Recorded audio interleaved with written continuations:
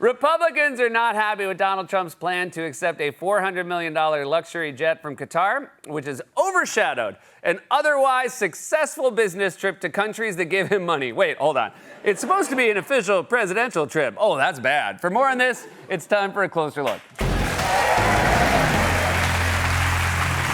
I have to say, I am quite aghast. There has been some less than charitable insinuations this week that Donald Trump's trip to the Middle East is some sort of naked money grab.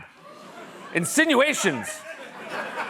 From conservatives, no less. A revolt over President Trump's, quote, corruption tour of the Middle East. That's what people are calling it, including longtime Republican allies of Donald Trump. The National Review, one of the most conservative magazines out there, says it's a plain old grift. It's a poison plane.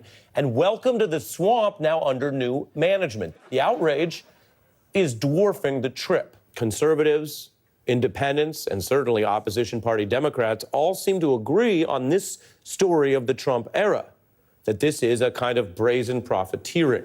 How dare you? Donald Trump didn't pick Saudi Arabia as his first official trip because his family has billions of dollars in business there. He picked it because he's making the Hajj to Mecca. He is exploring different religions for a documentary series on Nat Geo called Are You There, God? It's Me, Donald. Next, this is exciting. Next, he's going to the Buddhist temple from White Lotus. And you guys, when Melania found out, she said, Donald, no.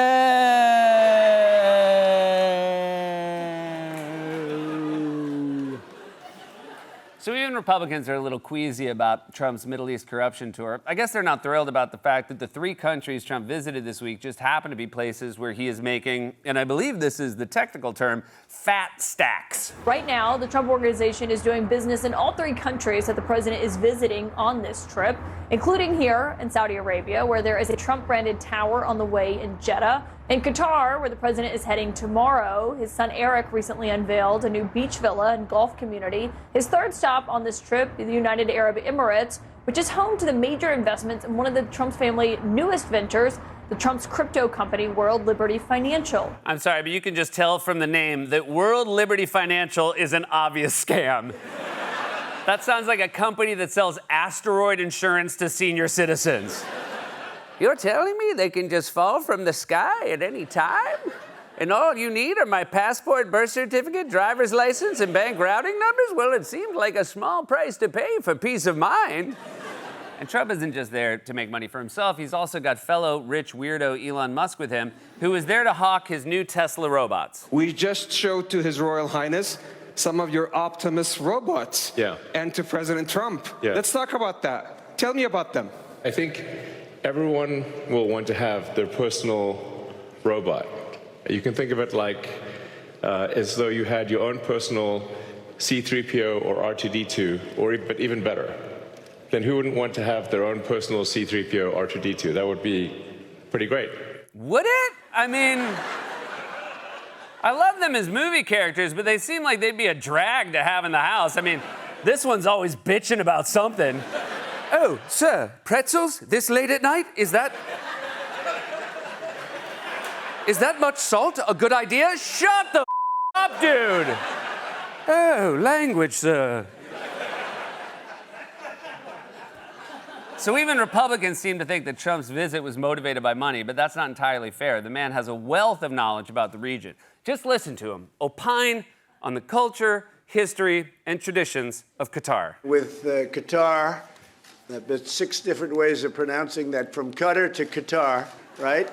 There's many, many ways of pronouncing it. All of them are acceptable. I've said, well, which one? I guess maybe they like me. They say, you can say it any way you want. Sorry, that's what you took away from your intelligence briefings? It must be so frustrating to get back from a meeting with Trump and your friends ask you, how far did you get on the Qatar report? How to pronounce it? Did he at least settle on one? Nope. Also, what's with the way he shouts Qatar? He sounds like the Beatles introducing themselves to America. I'll play the bass, I'll play the drums, and we play the... Qatar.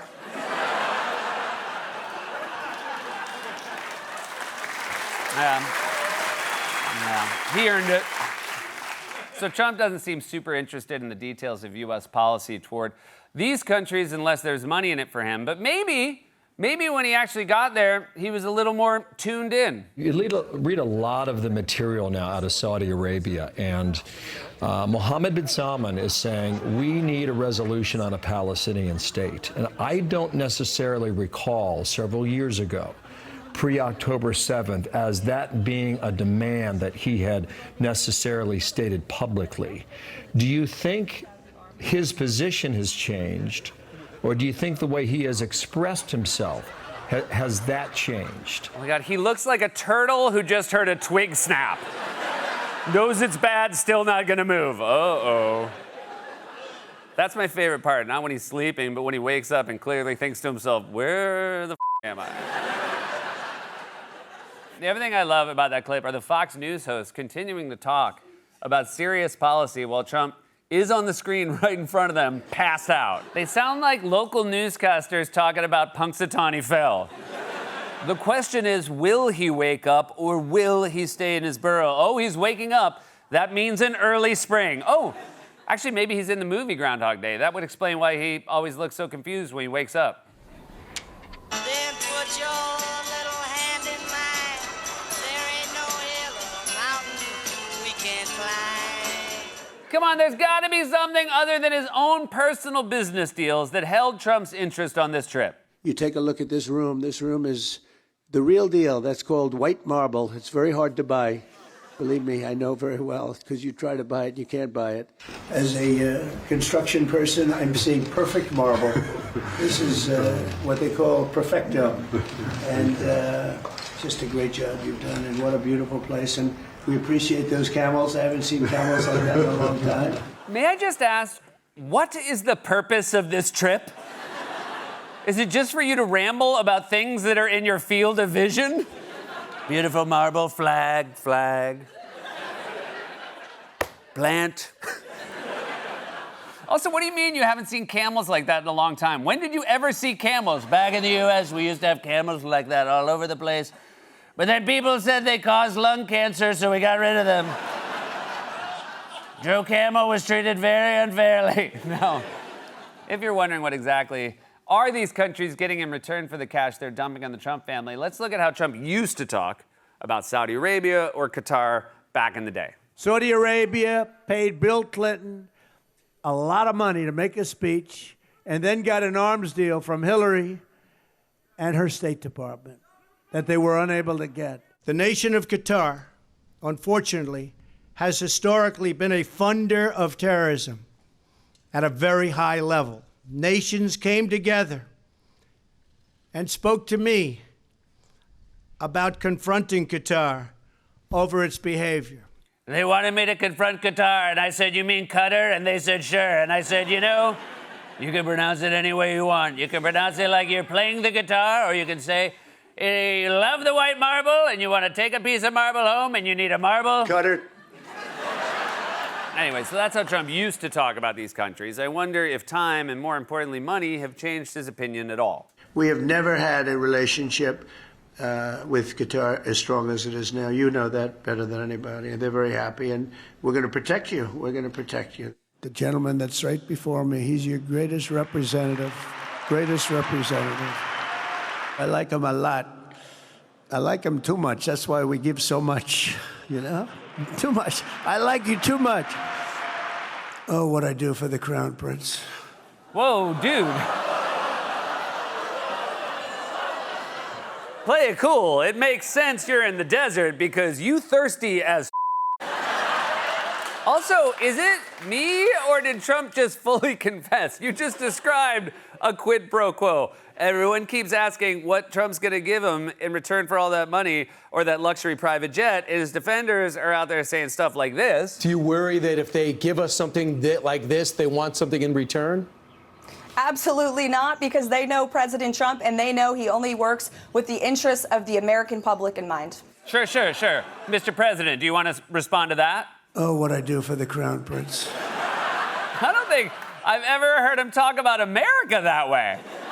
I don't even think I've heard him talk about his wife that way. Oh, what I do for Melania. I make dinner, clean the house, give her a back rub. I mean, technically, it wasn't me, but I made my C-3PO do it.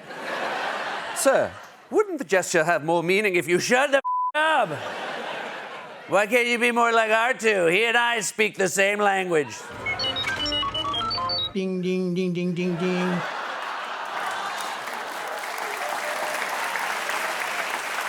And by the way, it's especially galling that Trump is overseas enriching himself because here at home, his party is currently trying to kick millions of people off their health insurance. The Republican budget outlines $880 million in cuts over the next decade. The total number of people who will lose health insurance coverage under the Republican Trump plan is now 13.7 million. You don't want able-bodied workers on a program that is intended, for example, for single mothers with 2 small children who's just trying to make it. That's what Medicaid is for, not for 29-year-old males sitting on their couches playing video games. No, you're against 29-year-olds on the couch playing video games? How about 78-year-olds on the couch who are just asleep? Now, I can't believe I'm saying this, but Trump's fawning speech in Saudi Arabia got even more absurd. We are rocking. The United States is the hottest country, with the exception of your country, I have to say, right? I'm not going to take that on. No, Mohammed, I'm not going to take that on. Wouldn't that be a terrible thing if I made that full statement? But I will not do it. You're hotter. Oh my God, if this was a best man toast at a wedding, someone would cut the mic. You're so hot. I can't believe you're taking yourself off the market. Look at how hot he is.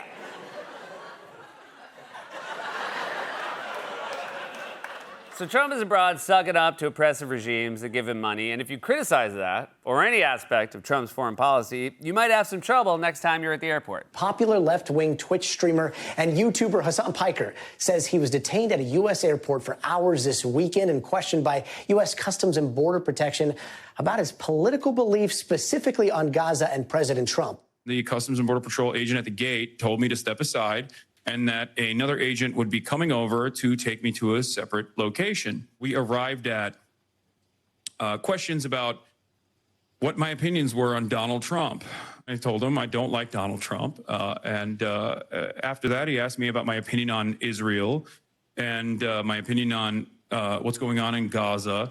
I mean, that's insane. I can't imagine having to answer questions like that. I melt down anytime I get asked simple questions at passport control. They'll say, like, are you bringing back any produce? And I'm like, I don't know, maybe. I don't think so. I mean, who among us hasn't ended up with a loose tomato in their luggage? Lawyer! Of course, this is just the latest development in the Trump regime's attempt to suppress speech critical of America's complicity in the war in Gaza. They've already sent masked agents to disappear students whose opinions they don't like, and that's creating even more problems. I do have some substantial concerns over how ICE agents present themselves to the public. Oftentimes, we've seen many videos out there where they're masked and not properly identified. Don't you think, Madam Secretary, that people have a right to see whoever's trying to apprehend them? I think it's creating this unrealistic vigilante system. And are you aware that your materials, ICE agents, jackets, and the sorts are available on Etsy for $20? I'm sorry, but the only law enforcement uniform you should be able to buy off Etsy is a shirt that identifies you as a female body inspector. I thought Etsy was for cute oven mitts and like that. What else can you buy out there? Some of that expensive white marble Trump's been looking for?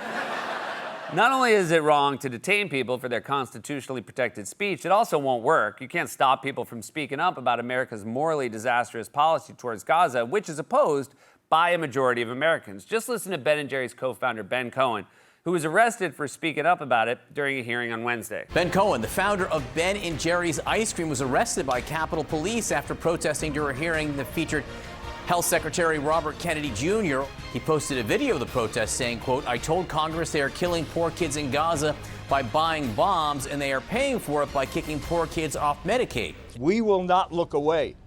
We will not be silenced.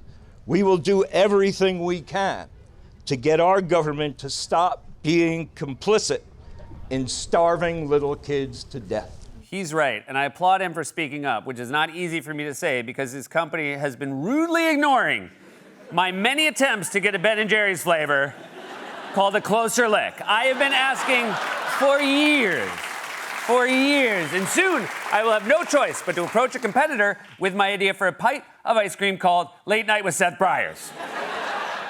Trump is abroad, sucking up to oppressive regimes that give him money. It's an obvious grift, and even Republicans are criticizing him. Unfortunately, he can't hear them because he's doing this.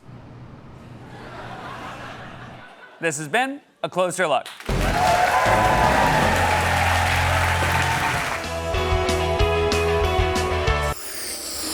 Thanks for watching.